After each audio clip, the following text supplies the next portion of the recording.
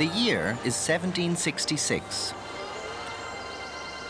A young Protestant, Chevalier de la Barre, watches a Capuchin religious procession passing through a village in northern France. He fails to doff his hat, is arrested, convicted of blasphemy and sentenced. His hands to be cut off, his tongue torn out with pincers, and then to be burned alive.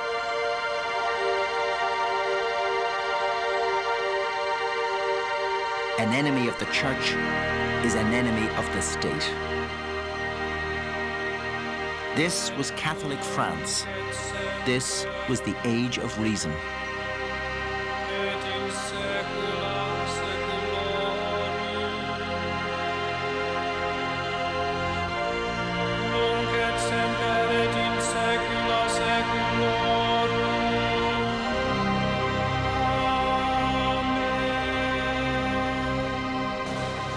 Who were the people of the Pope? This is Iztapalapa in Mexico, the country once called New Spain.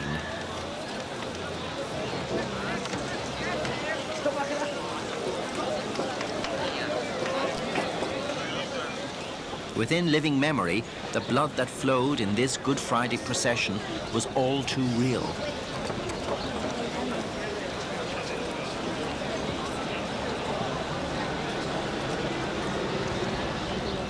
The descendants of the Aztecs had been converted to Christianity by Catholic missionaries, the Dominicans, the Franciscans, and the Jesuits. But the Roman soldiers evoked memories of the Spanish conquistadors. They converted by force.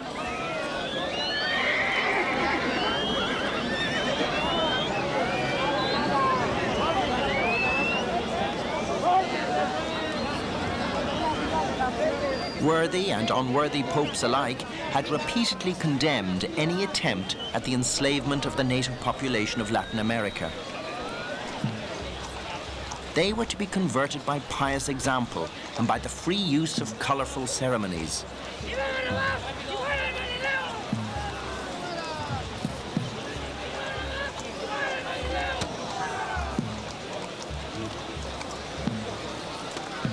Time and again, the papacy stressed that clergy must be recruited from among the native population.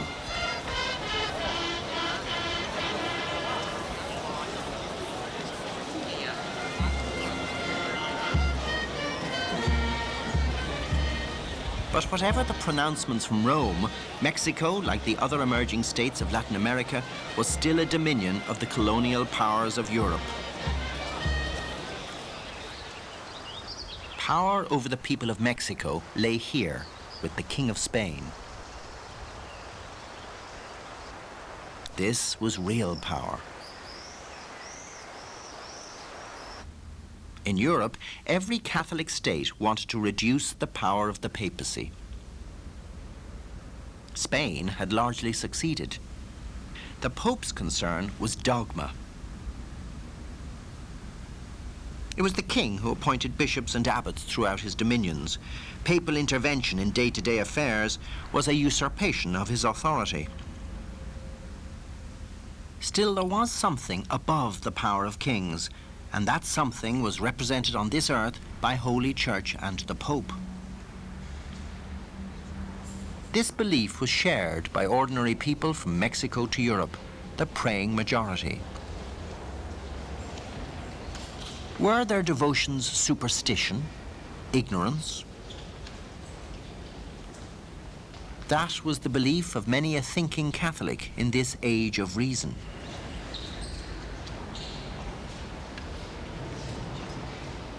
Relics, even Marian worship, were frowned on by men of the Enlightenment. The Pope, in their eyes, was guilty of upholding superstition.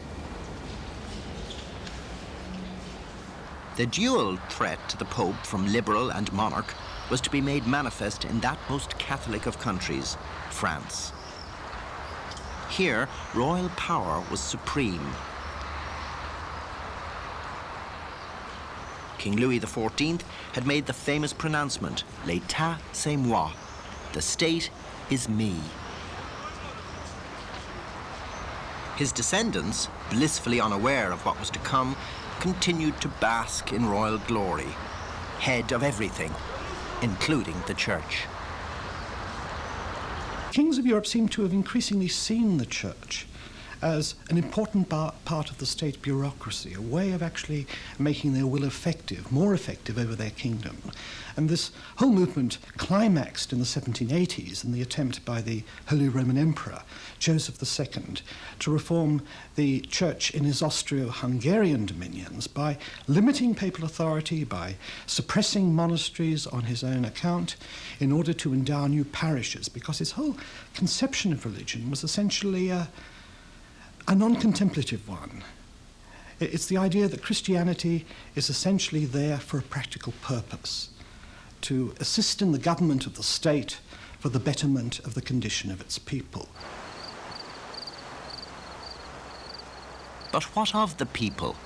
The vast majority of them had no voice in the affairs of the crown. They had no voice either in the intellectual arguments of the liberal thinkers. They just got on with life, and that life included what others called superstitions and silly devotions. They gave colour and meaning to hard working lives.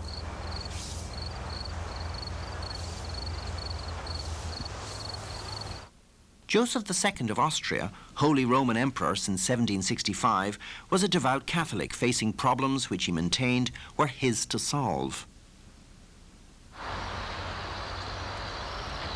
Monasteries throughout Europe had become wealthy, where handfuls of monks lived like princes. Joseph dissolved those houses devoted to prayer and contemplation. Only those which did useful things like teaching were kept. The Pope, of course, was not consulted. The dressing of saints and statues in precious fabric was forbidden.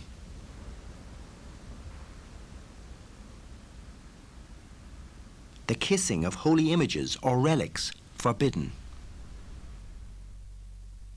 More than 14 candles round the altar forbidden. One petty reform followed another, virtually all of them unpopular with the people. Today, the Pope has the exclusive right to choose and appoint the bishops and archbishops of the Catholic Church. The pallium is the symbol of spiritual power handed down from Pope to the regional churches.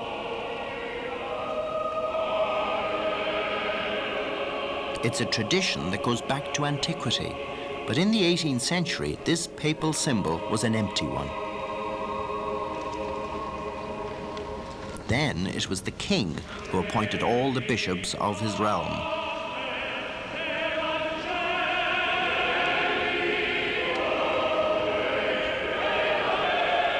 It would have been difficult for any pope in the 18th century to withstand the power of the monarchs. It was the Church's bad luck that the last pope of the 18th century was Pius VI. Under the high altar of St. Peter's is the Grotto of the Popes. Pius VI's monument has a commanding place, as he would have liked. He was a monarch in his own right, but could he put the brakes on Joseph II? Pius VI came to Vienna to attempt to persuade the emperor to change his mind, but this had no effect. The Pope returned to Rome empty-handed. He was applauded by the great crowds who assembled to receive his blessing as he travelled through Italy and Austria and southern Germany. And in a way, this was a pointer to the future, because it might have showed the Pope that his true support was not to be these monarchs, these princes, who were really a check upon his authority, but the great mass of ordinary Catholics who would find in that authority their security for this life and for another. The journey to Vienna had achieved nothing. The Church remained little other than a department of state. But the journey had elevated Pius VI's vanity and dignity. All those people cheering and bowing before him, He lavished money he didn't have on the Basilica and the Vatican Museum.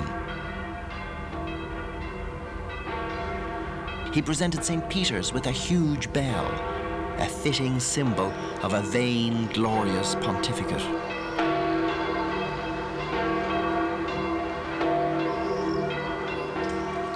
The monarch in France was on the brink of revolution, the People's Revolution.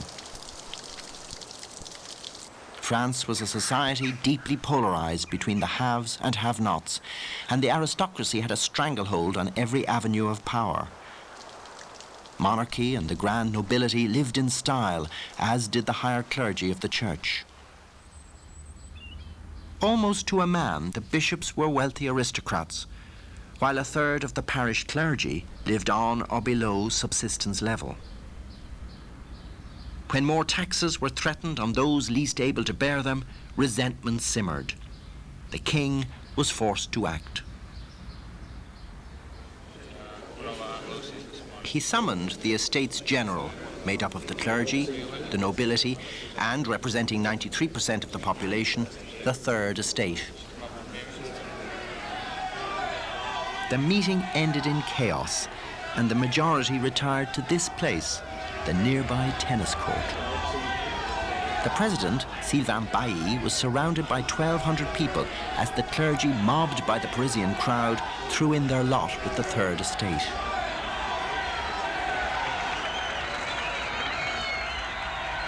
The legal independence of the Church of France was over. On the 26th of August, the Assembly voted the Declaration of the Rights of Man and the Citizen. Freedom, equality, and right of ownership were now inalienable rights. The king was to be a constitutional monarch, no longer above the law.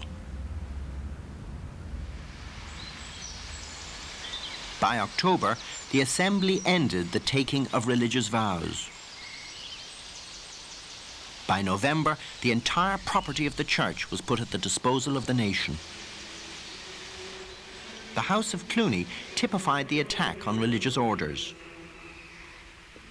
38 of its 40 monks hung up their habits and walked away. The greatest monastery of the Middle Ages came to an ignominious end, demolished and sold off as builders' rubble.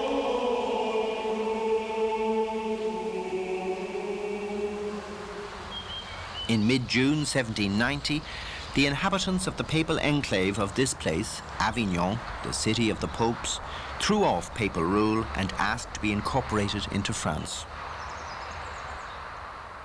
On all fronts, the revolutionaries were winning the day, and they turned again on the church, this time for its reform. In July, the civil constitution of the clergy was enacted.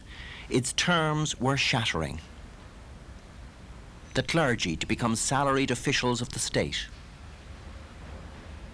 Priests and bishops to be elected by representatives of the people without consulting the Pope. By November, it was directed that all practicing members of the clergy should take an oath of allegiance to the nation.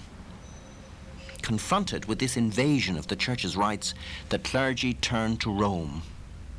Pius VI, with all priests and bishops looking for his help, remained silent. It was a fateful moment. France had given birth to a constitutional church.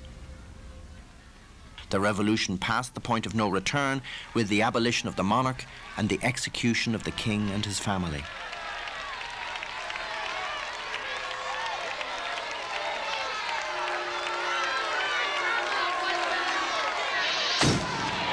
Helpless in Rome, Pius decided that protest was useless. I see terrible misfortunes coming, but I shall have nothing to say. The misfortunes came aplenty. The reign of terror had begun.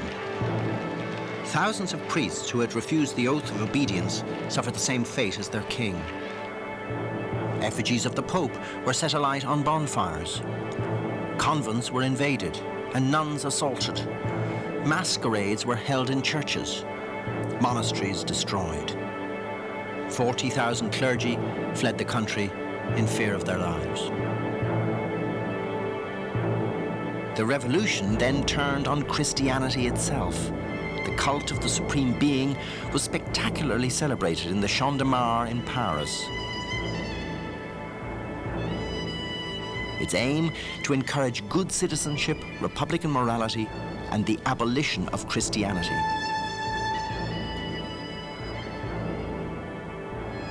Pagan rituals of fertility followed.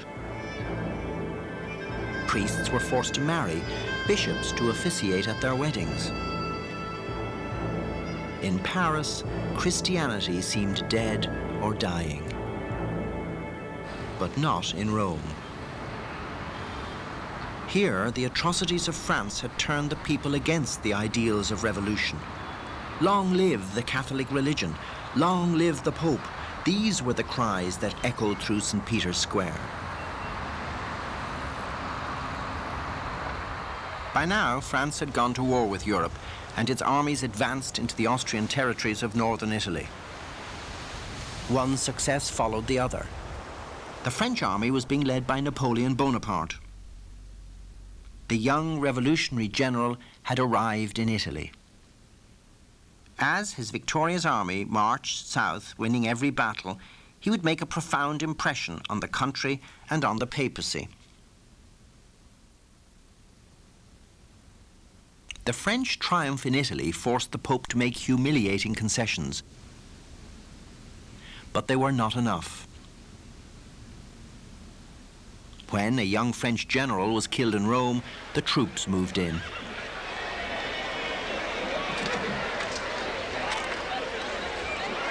Rome was declared a republic. The Pope now faced the French problem on his own doorstep. He was horrified by what followed. A pagan altar was set up in St. Peter's Square to celebrate the Feast of the Federation.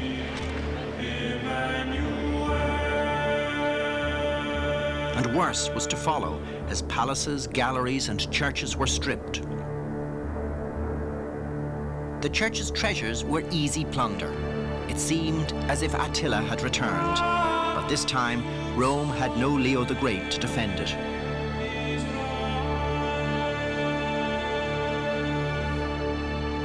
And still they plundered. Gold, Renaissance paintings, priceless manuscripts from the Vatican Library.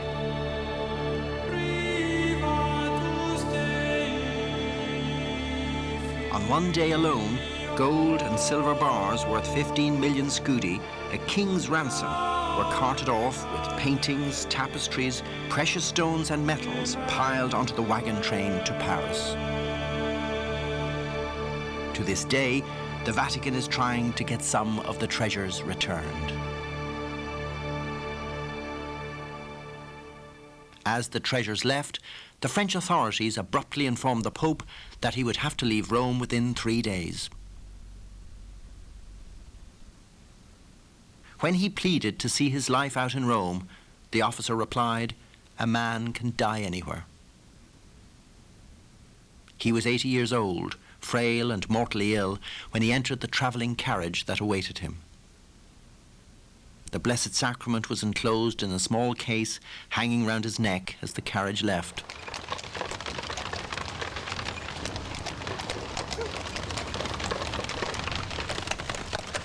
The successor of Peter, under cover of darkness, was ripped from the heart of Rome. It was an act of sacrilege.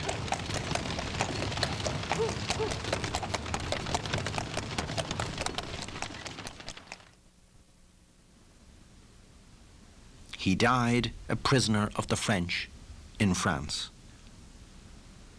The local clergy, in obedience to the revolution, refused him Christian burial. He had reigned for over 24 years. He died in the eyes of the world a martyr, and martyrdom wiped the slate clean. Pius had been vain and worldly, but worse, he had been weak and indecisive when action was needed. He had allowed the monarchs of Europe to hijack the church. In France, the mob had all but killed it. Napoleon now had a different adversary to face. Pius VII had sympathy for the revolution, but he would never yield when the church was threatened. The emperor in Vienna had hoped for a pope who would be against the French and who possibly would relinquish the papal states to him. Experience had taught Napoleon to recognize that the people must have a religion. The pope to him was a lever of opinion. On the 5th of June 1800, he made a startling speech to the clergy of Milan.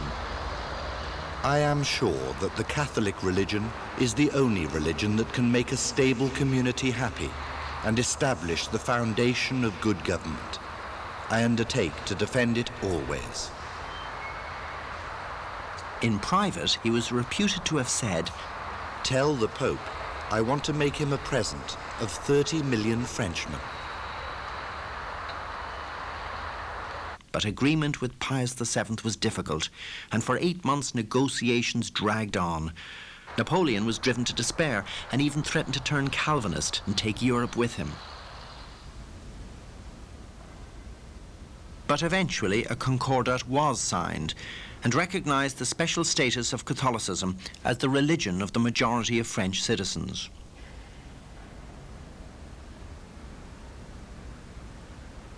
New bishops would be appointed by the first consul, but the Pope would grant them the authority to perform spiritual functions. The Concordat transformed the relationship between Pope and France. In the first place, it puts the Pope back on the map. Pius VI in 1799 had died a prisoner in France, and people referred to him as the last Pope. It was assumed that after the atheistic revolution, there wouldn't be another Pope, there'd be no more use for the papacy, it was outmoded. The Concordat reinvents the papacy in the sense it brings a heavyweight, powerful papacy that restructures the entire Church of France. The Pope exercising the power to dismiss bishops, to appoint their successors. And so it transforms the profile of the papacy. It made it clear that there were powers which only the Pope could exercise and which even atheistic rulers would have to call on.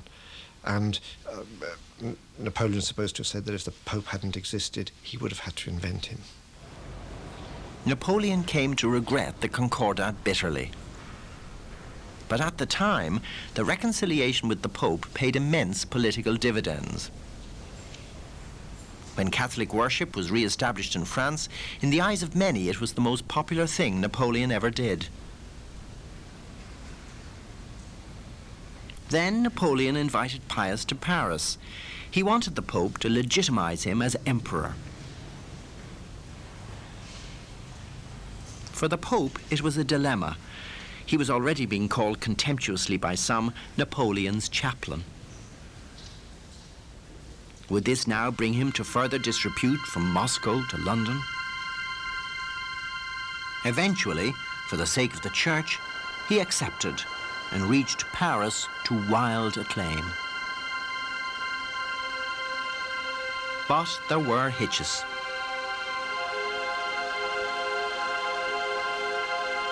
The night before the ceremony, a tearful Josephine confessed to the Pope that she and Napoleon had never been through the rites of a Christian marriage.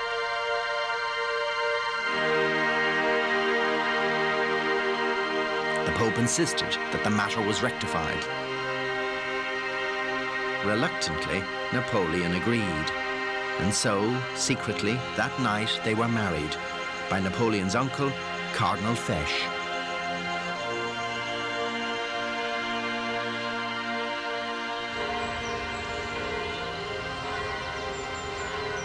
The following day, the bells of Paris rang out the coronation in Notre Dame Cathedral.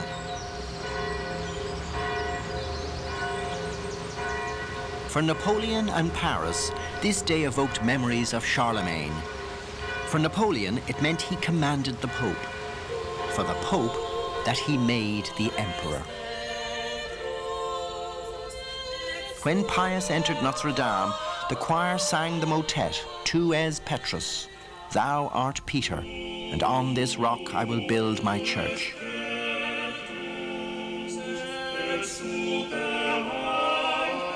The Pope's authority and holiness were still hard currency in the world of power politics.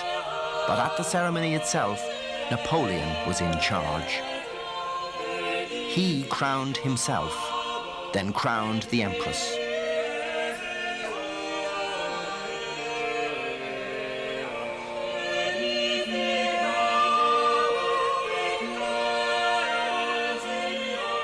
The Pope was cast as a supportive onlooker, the chaplain of the Emperor. But that's not how the people saw it. Relationships between the two deteriorated rapidly.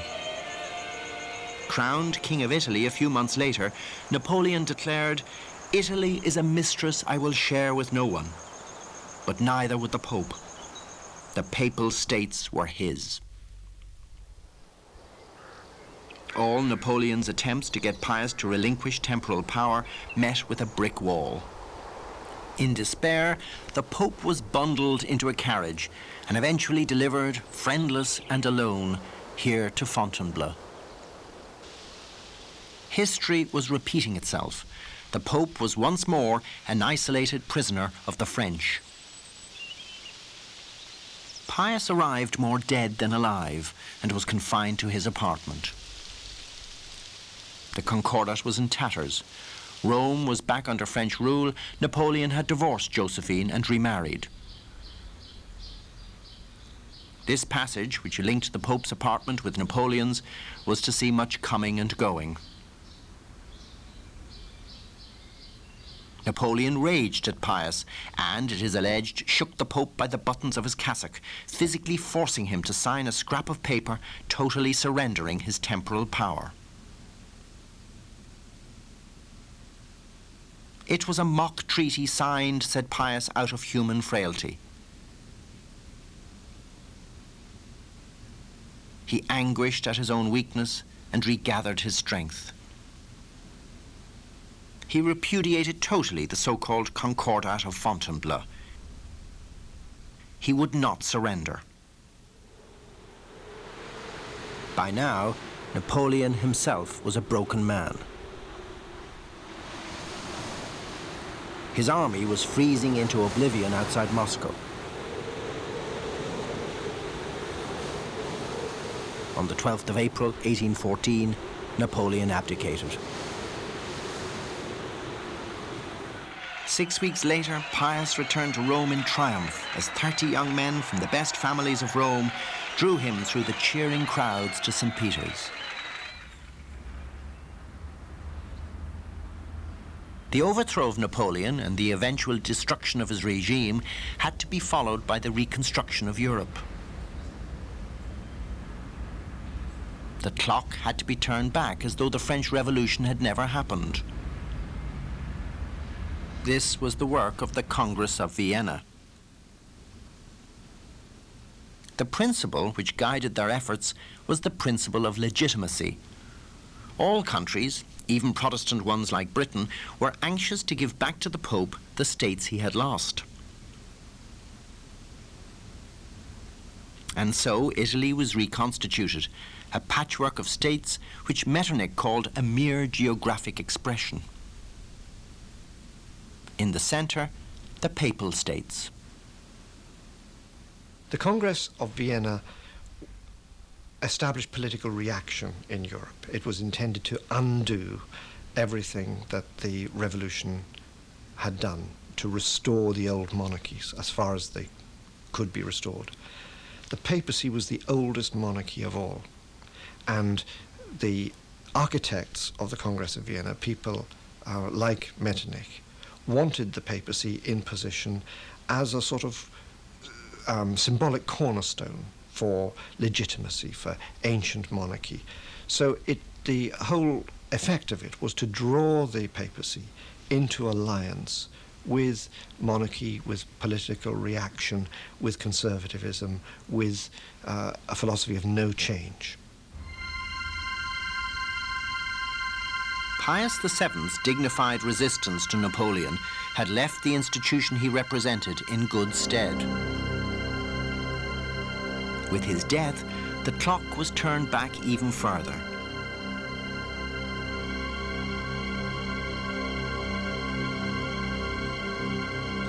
Leo XII, his successor, was devout, yes, but he was also puritanical and confrontational. He introduced a mini Dark Age carried on by his successor.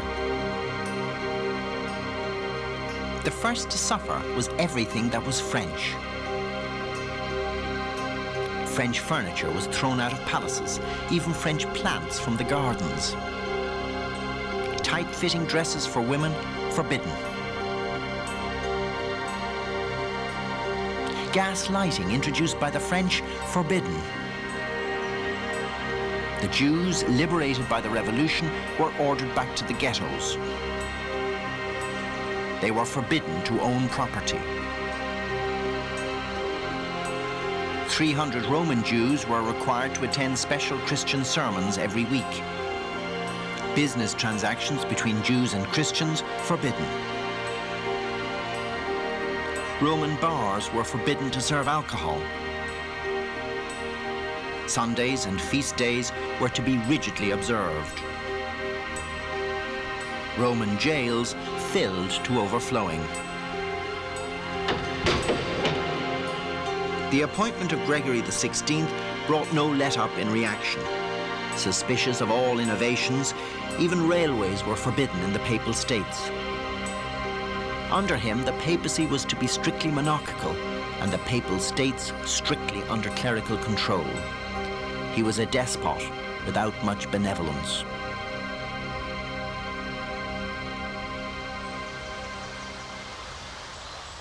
The impact of his reign was felt far beyond Italy. Russia was a devoutly Christian country, but never Catholic. Here, the Russian Orthodox Church held sway.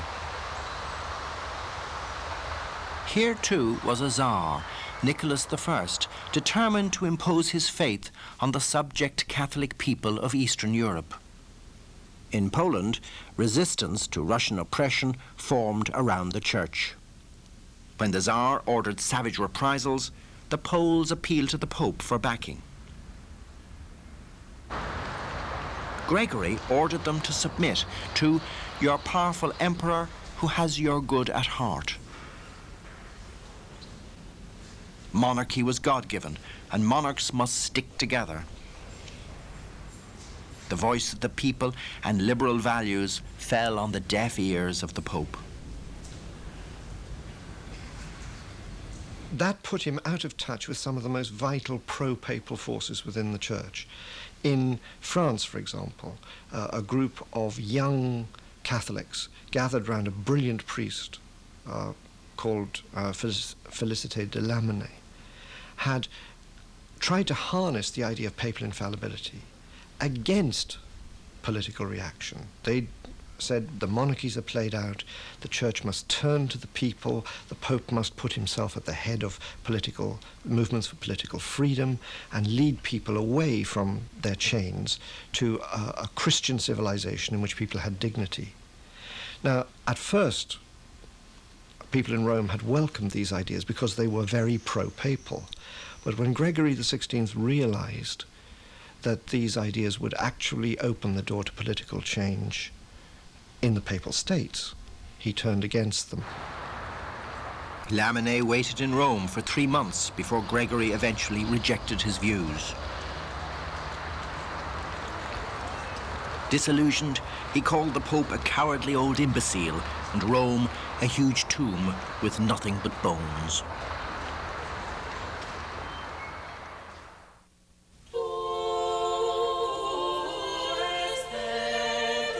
In the Basilica of St. Peter's in Rome stands the statue of its founder, the Apostle. If legend is to be believed, the longest reigning pope, until, that is, Pius IX. He confronted Europe with an apparent contradiction, a liberal pope. Above all, he was a patriot, sharing Italian national aspirations. Long live Pio Nono, chanted the crowds at his election in 1846. They got their wish. He was to occupy the See of Peter for 30 years. He was confronted by an Italy in turmoil, a turmoil reflected in the Pope's own personality. Pius IX is a wonderfully contradictory figure. At one level, he's a passionately patriotic Italian. He loves Italy. He loathes the foreign presence in Italy. He would like to see Italians governing themselves, united. In the early stages of his papacy, people thought that he would put himself at the head of the movement for Italian liberation and Italian unification. For centuries, of course, the popes had been the rulers of Italy.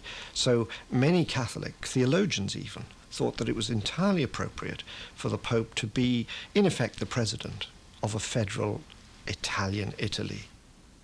Idealists dreamt that the Pope might join forces with Victor Emmanuel, King of Italy, and with Garibaldi.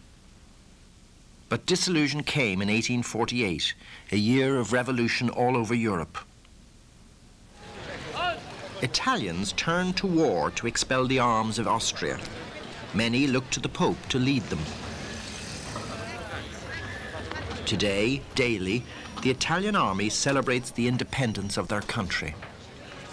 In 1848, many believed that the Pope should be the president of a united Italy.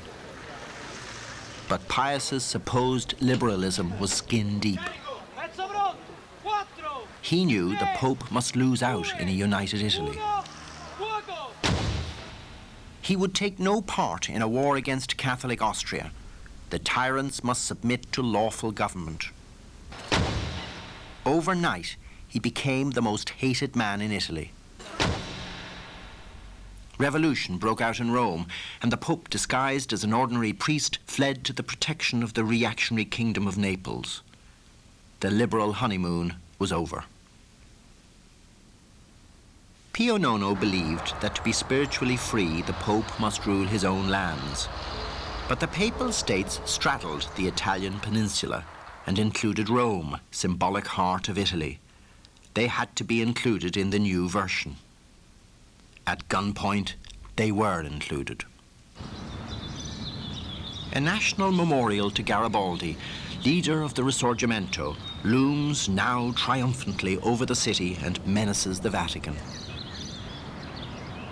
In Pio Nono's eyes, Garibaldi was another Napoleon, intent on stealing the patrimony of Peter. The Church and the Italian state found themselves deadly enemies. The Risorgimento, now uncompromisingly anti-clerical and secular, had become the enemy of Christ and his vicar. A doomed international brigade flocked to die in the Pope's defense. Italian armies swept them aside. But, paradoxically, the beleaguered position of the Pope, his armies defeated, his lands lost, added to his spiritual stature.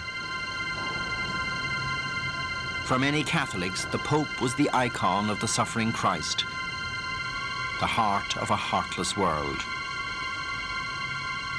Catholicism itself was changing, the stiff piety of the Age of Enlightenment giving way to more emotional devotion. Then a peasant girl, Bernadette Soubirous, received a vision of a beautiful lady in white who called the world to prayer and penance.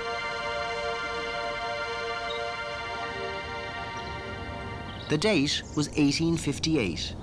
The place was Lourdes.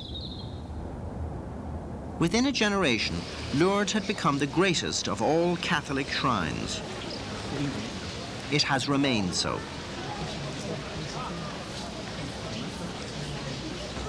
Today is the age of fast transport, junk food, and junk mementos. The vision of Lourdes coincided with the dawn of that age. It was the railway age. Pilgrims flocked here in their thousands, funneled in from all over Europe by the steam engine. The same mass transport brought them flocking to Rome too, to see and venerate St. Peter's and the Pope. It was an age of mass production. There were cheap books, cheap pictures, and cheap religious bric-a-brac. Catholic households from Africa to the Americas were as likely to display a picture of the Pope or a crucifix or a statue of the Virgin. Most could now afford all three. The face of Pio IX was better known than that of any pope in history.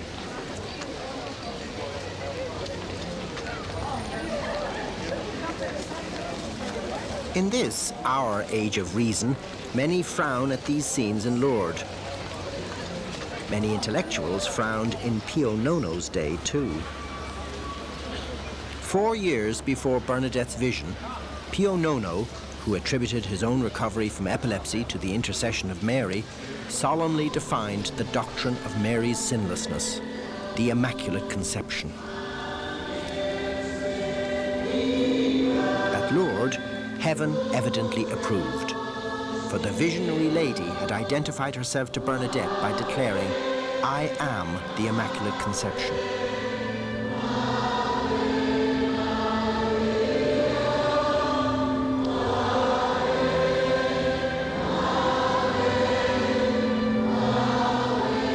Lourdes was not a place of silly superstition to be waved aside by intellectuals. This was the Pope's army on the march.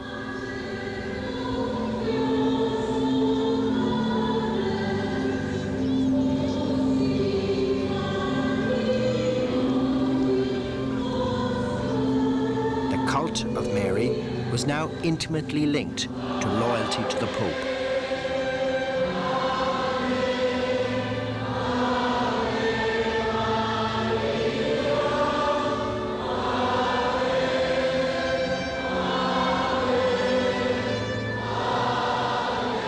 This process was helped by the charm of the Pope himself, approachable, unpretentious, always smiling. But however genial he was, he led a party which was narrow and intolerant. These ultramontanes, as they were called, thrived on confrontation, denounced secular liberal values, which they saw as the poisoned legacy of the French Revolution. They also denounced lukewarm Catholics who dared criticize the Pope's politics. They exalted papal teaching as the only source of truth. In 1870, Pio IX summoned a general council to meet in the Vatican. Its agenda rapidly narrowed to the question of papal infallibility. The council was a running battle between ultramontanes and a substantial moderate minority who feared that bridges to the outside world were being burnt. Amidst frantic lobbying and bitter recrimination, the council solemnly defined the doctrine of papal infallibility on the 18th of July, 1870. Storm clouds gathered over St. Peter's. Hostile commentators took the storm as a portent. God, they said, was angry.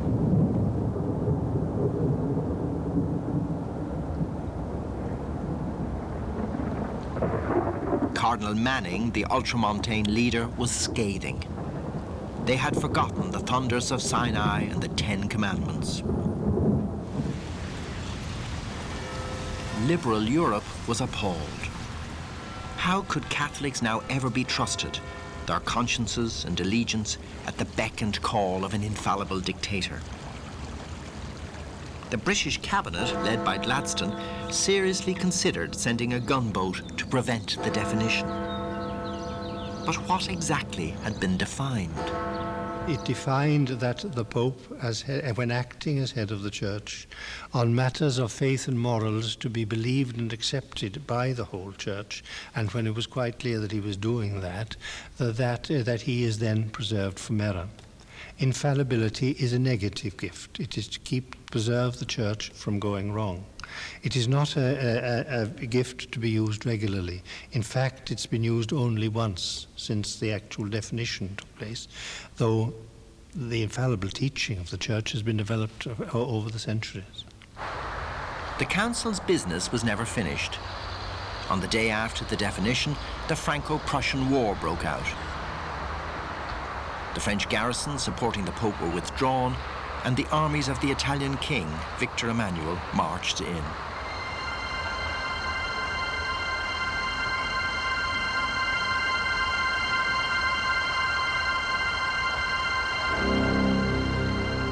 A millennium and a half of papal rule was at an end.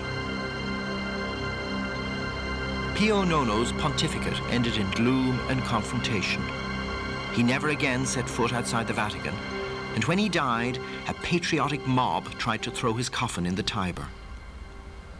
The papacy had lost its lands, but it had scaled to dizzying heights of spiritual grandeur.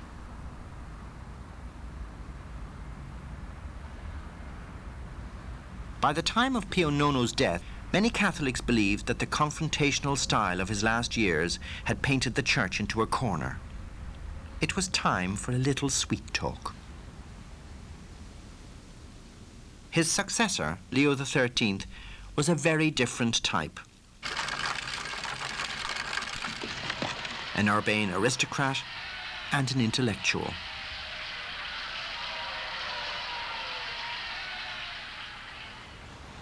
But he too withheld the traditional papal blessing of the city and the world. He never abandoned hope of recovering Rome. This mirage prevented any realistic compromise with the Italian state. Italian Catholics were even forbidden to vote or stand in elections. Outside Italy, however, his policies were marked by realism and tact. Disliking democracy, he nevertheless believed the church should work within it. In the narrow ethos of Pio IX's reign, theology had suffocated. Cautiously, Leo encouraged a renaissance of theological scholarship. The Vatican archives were thrown open to historians. The English theologian John Henry Newman, an outspoken opponent of papal infallibility, was made a cardinal. But it was in the field of social thought that Leo broke most decisively with the past. The prosperity of the age of steam had been built on the sweat of the poor. In the vast factories and slums of the industrial West, misery had taken on new depths. Previous popes had responded only by denouncing socialism, preaching contentment to the poor, charity to the rich. Leo went beyond charity to speak of the rights of labor. His 1891 encyclical, Rerum Novarum, concerning new developments, attempted to apply Christian principles to the moral wilderness of the industrial world. Laissez-faire capitalism must have limits. The state, he declared, should ensure that all receive a living wage. Labor and people had the right to form trade unions, even to go on strike. A new era in Catholic social teaching had begun. But Leo was no liberal, no democrat. Within the walls of the Vatican, he ruled like a king, absolute, unbending. To the church at large, he presented himself as universal teacher, to be obeyed by all. His denunciations of socialism were ordered to be read from Russian Orthodox pulpits by the admiring Tsar Nicholas II. Not all Russians listened. Those who did not were to be the most significant problem of the popes of the 20th century.